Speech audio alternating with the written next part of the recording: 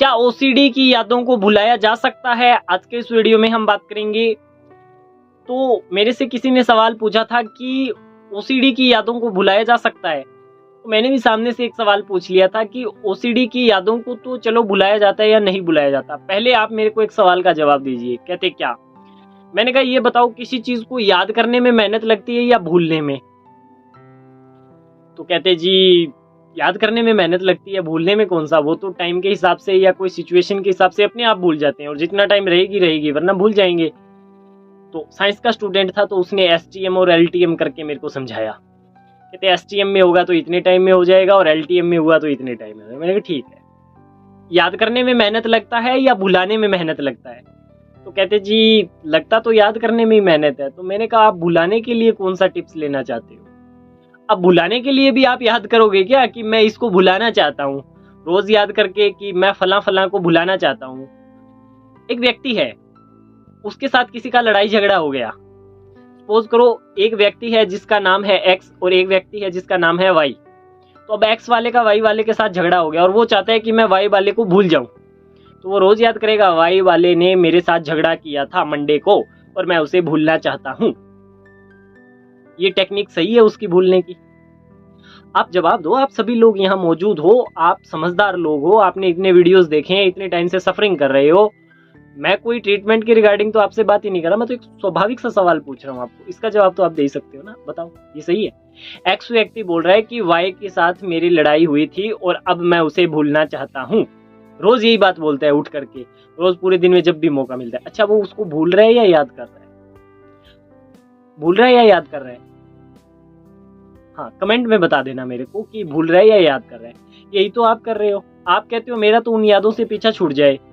बहुत सारे डिप्रेशन के जो केस आते हैं हमारे पास में, उसमें बोलते हैं मेरा उस याद से पीछा छूट जाए, मेरा ये हो जाए, मेरा वो हो जाए, मेरी वो बात ऐसा निकल जाए। ठीक है निकल जाएगी। तो आप ये टेक्निक अपना रहे हो ना, एक्स वाई वाली टेक्निक दी है ना मैंने अभी, ऐसे निकाला जाता है। मैं यही तो समझाना चाह रहा हूं आपको कि जो टेक्निक आप पकड़ करके अप्लाई कर रहे हो ना वो सही नहीं है। आपने अपने हिसाब से तो उसको सही बना के रखा हुआ है। रोज उठते एक ही सवाल दागते हो कि हाँ मुझे उस याद से छुटकारा चाहिए, मैं उसको भूलना चाहता हूँ, मैं उसको ये करना चाहता हूँ, परंतु कर क्या रहे हो वो तो देखो ना। समझ गए ना? तो इस बात को समझ लीजिए। बहुत ही सूक्ष्म तरीके से बताया है मैंने कि याद करने में मेहनत लगती है, भूलने में नहीं। भूला अपने आप जाता है, ठीक है ना? कोई चीज को आप अंडरलाइन नहीं करोगे तो वो भूल जाओगे, है कि नहीं है? और जिसमें इंटरेस्ट दिखाओगे वो याद रहेगी आपको, है कि नहीं है? ये बातों को समझिए आप। तो जो फालतू की आप इंक्वायरी करते हो, फालतू के पचड़ों में पड़ते हो, एक्स वाई जेड ये हो गया वो हो गया, ये सब चीजें करते हो ना, इनको छोड़ दीजिए। इस जंजाल से आप बाहर निकल आइए, फिर देखिए आपको कितना बड़ा रिजल्ट मिलता है। ठीक है? और एक ये सोच करके ना है कि हाँ मुझे इस याद को भुलाना है, मेरे को इससे पीछा छुड़वाना है, मेरा ये हो जाए, मेरा वो हो जाए। ये एक बात के लिए टारगेट है कि हाँ ठीक है। मैं आपको एक छोटा सा एग्जांपल देता हूँ, इसको समझना। आप अपने घर पे घुसे, एंटर किया तो देखा कि मदर किचन में है। ठीक है, पता चल गया ना मदर किचन में है। अब जाकर के पूरा उसको ऊपर से लेकर नीचे तक ऐसा स्कैन करोगे क्या, निहारोगे क्या? वो तो पता ही है कि मदर है, किचन में है, खाना बना रही है या एक्स वाई जेड कपड़े धो रही है, कुछ भी कर रही है इधर उधर। ठीक है, पता चल गया ना?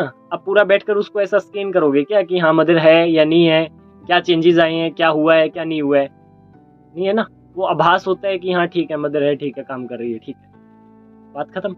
ओसीडी में क्या कर रहे हैं? अपनी प्रॉब्लम को पूरा अंडरलाइन करके पूरा दिन सजाते रहते हैं, सजाते रहते हैं, सजाते रहते हैं, और फिर वो अपने आप को याद दिलाते रहते हैं, दिलाते रहते हैं, दिलाते रहते हैं, और फिर प्रॉब्लम बढ़ती रहती है, बढ़ती रहती है, बढ़ती रहती है, और रिजल्ट जीरो। यही होगा। तो फिर मैं यही समझाना चाह रहा हूं आपको कि आप अपनी प्रॉब्लम को हरा भरा मत रखिए, प्रॉब्लम को मत बढ़ाइए, प्रॉब्लम को रोजाना बार बार याद मत करिए, अपने कोग्निशन में उसको जगह न दे, फिर तो मिल जाएगा छुटकारा उससे।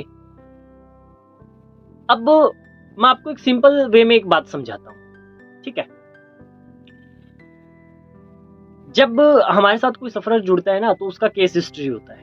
केस हिस्ट्री में उसकी करीबन करीबन मान करके चलो 98% जो बात होती है ना वो उसके अंदर आ जाती है। 2% ऐसा होता है कि कोई रह जाती है, उनसे रह जाती है, या हम ऐसा सवाल नहीं कर पाते तो वो रह जाती है। ठीक है, 98% बात आ जाती है। परंतु जब तक उनका ट्रीटमेंट चलता है ना, तो बहुत सारे लोग उसी बात को दोबारा बताते हैं, ये हो गया, ये हो गया, ये हो गया, ये हो गया। बहुत सारे तो ट्रीटमेंट चलता है तब भी दूसरे लोगों से बात करके बताते हैं, मेरे ये था, मेरे ये है, मेरा ये है, मेरा ये है। अब बताओ, आप अपनी प्रॉब्लम को ठीक कर रहे हो या बढ़ा रहे हो? आप अपनी प्रॉब्लम को बढ़ा रहे हो, ठीक नहीं कर रहे, क्योंकि आप तो उसका प्रचार प्रसार कर रहे हो ना, उसको बढ़ावा दे रहे हो, उसको एक लेवल पे बहुत ऊपर तक लेकर के चले गए हो। इस बात को समझिए ना आप, मैं यही कह रहा हूँ, उसको बढ़ावा मत दीजिए, प्रचार प्रसार मत करिए, जहाँ है आपकी समस्या को वहीं रोक दीजिए। एक बार के लिए जिसके साथ जुड़े हो, केस हिस्ट्री में बात दे दिया, खत्म है। अब उसके ऊपर सॉल्यूशन करिए आप, और सॉल्यूशन को अप्लाई करिए। मैंने पीछे एक एग्जांपल दिया था छत से गेहूं उतारने का, बरसात आ रही है और छत से गेहूं उतारना है, तो आप 3 घंटे के लिए गेहूं उतारोगे या गाली दोगे? एग्जाम्पल दिया था ना पीछे, जिन लोगों ने वीडियो देखा है तो उनको समझ में आ रहा होगा कि मैं क्या बोल रहा हूँ। वही बात है, अपनी ऊर्जा को गेहूं उतारने में लगाइए, न कि गाली देने में लगाइए। इस बात को समझिए, प्रयास करिए, अच्छा खासा रिजल्ट मिलेगा। ठीक है, डरने घबराने की कोई ज़रूरत नहीं है, अच्छा खासा रिजल्ट है आपके लिए, परंतु आप प्रयास तो करिए ना। मैं हमेशा बोलता हूँ 100 हथौड़े मारो, 101वें हथौड़े पे रिजल्ट आ जाएगा। आप 5-10 हथौड़े मारकर वापस भी लौट जाते हो और बोलते हो कुछ हुआ ही नहीं। मैं खुद कहता हूँ कुछ होगा भी नहीं। 100 हथौड़े मारने के बाद में 101वां हथौड़ा लगेगा, और 101वां हथौड़ा लगेगा तो रिजल्ट आएगा। अब 101वां हथौड़ा तब लगेगा जब आप 100 हथौड़े लगा लोगे। अब 100 हथौड़े लगाने आपको पड़ेंगे, मैं तो लगाने वाला हूँ नहीं। ठीक है, 100 हथौड़े लगाने पड़ेंगे। अब 5, 10, 15, 20, 25, 35, 45, 85 भी लगा लोगे ना, फिर भी 15 कम है उसमें।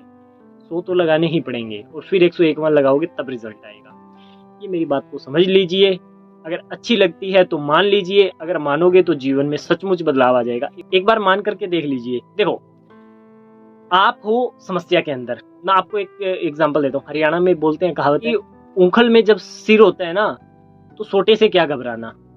ठीक है, ऊखल बोलते हैं, वो एक ऐसा पत्थर होता है, पत्थर का एक कुंडा टाइप होता है, ऐसा मटका टाइप होता है, और एक ऊखल होता है, वो लकड़ी का बना होता है, उसके अंदर डालकर ऐसे ऐसे ठुकाई किया जाता है। ये आपने मसाले वाली एड में देखा होगा ना, ऐसे मसाले को पीसते हुए, ऐसा पुरानी पद्धति के हिसाब से दिखाते हैं उसमें, वो वाला उसको बोलते हैं। तो आपका तो कुंडे में सर है, अब चोटों से क्या घबराना। ये प्रयास करके देखो ना, मजा आएगा वास्तव में। और मैं हमेशा बोलता हूँ कि चलती ट्रेन में सवार हो जाइए, कहीं ना कहीं पहुंचोगे, आप जरूर पहुंचोगे। और रुकी हुई में सवार हो तो कोई चांस ही नहीं है कहीं पहुंच जाओ। तो चलती हुई ट्रेन में सवार हो जाइए, प्रयास करिए, एफर्ट लगाइए, 100% रिजल्ट मिलेगा। आज के इस वीडियो में इतना ही। धन्यवाद।